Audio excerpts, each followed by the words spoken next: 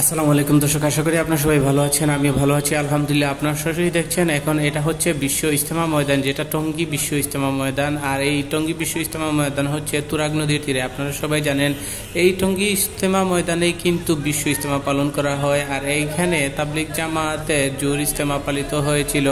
আপনারা দেখতে পাচ্ছেন সকল মুসল্লিরা তাবলিগ জামাতে জোর ইজতেমা শেষ করে কিভাবে রওনা করেছেন তিনচিল্লা যাওয়ার জন্য। আর তিনচিল্লা কি আপনারা অনেকে হয়তো নাও জানতে পারেন। 40 দিনে হয় এক চিল্লা আর 120 দিনে হয় তিন চিল্লা। এইখানে যারা আছেন সবাই তিন চিল্লার সাথী তাবলিগ জামাতের।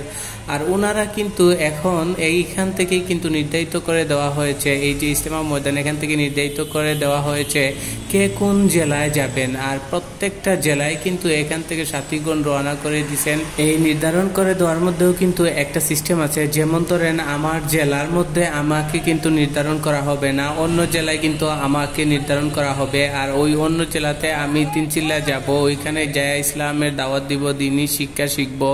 ঠিক ওইভাবেই নির্ধারিত করা হয় তিনচিল্লার সাথীদের তাবলিগ জামাতের কে কোন জেলায় যাবেন এবং কোন জেলায় গিয়ে দিনী শিক্ষা এবং তাবলিগের দাওয়াত ইসলামের দাওয়াত দিবেন। আর আপনারা যদি আরেকটা প্রশ্ন করেন যে এখানে কি সবাই কি যে অংশগ্রহণ করতে পারে, আসলে কিন্তু এই যে তাবলিগ জামাতের তিনচিল্লার সাথীদের যে ইজতেমা হয়েছে, যে এটা হচ্ছে জোর ইজতেমা, এখানে কিন্তু আপনার জনসাধারণ কিন্তু উপস্থিত হতে পারেন না। এখানে শুধু একমাত্র তাবলিগ জামাতের তিনচিল্লার যারা সাথী আছেন তাদেরকে নিয়েই কিন্তু এই 5 দিনের জোর ইজতেমা করা হয়। আর আপনারা দেখেই তো বুঝতে পারতেছেন হাজার হাজার মুসল্লিরা এই ইজতেমা ময়দানে কিন্তু জুড়ে অংশগ্রহণ করেছেন। এখন আপনারা আরেকটা জিনিস খেয়াল করলে বুঝতে পারবেন খুব সহজে, এখানে যদি তিনচিল্লার সাথীগণ যদি এত মুসল্লি হয়, তারপরে তাবলিগ জামাতের কিন্তু 3 দিনেরও কিন্তু তাবলিগ জামাতের দিনের কাজে যাওয়া হয়। উনারা সহ যদি এখানে অংশগ্রহণ করেন, প্রত্যেকটা তাবলিগ জামাতের যে ইজতেমাগুলো হয়, এই কেরানীগঞ্জেও আমি আগের ভিডিওতে আপনাদেরকে দেখিয়েছিলাম,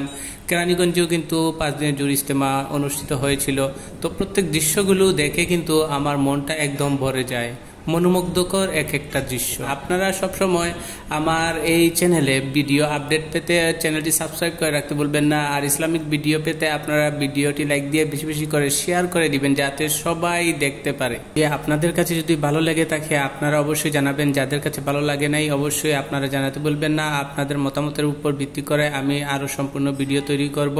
আর এই যে আমার ভিডিওগুলো আপনাদের কাছে কিরকম লাগে অবশ্যই জানাবেন, আপনার মন থেকে জানাবেন। আর এই কাজগুলো করতে আমার অনেক ভালো লাগে। আপনারা কে কোন জেলা থেকে দেখছেন অবশ্যই জানাবেন।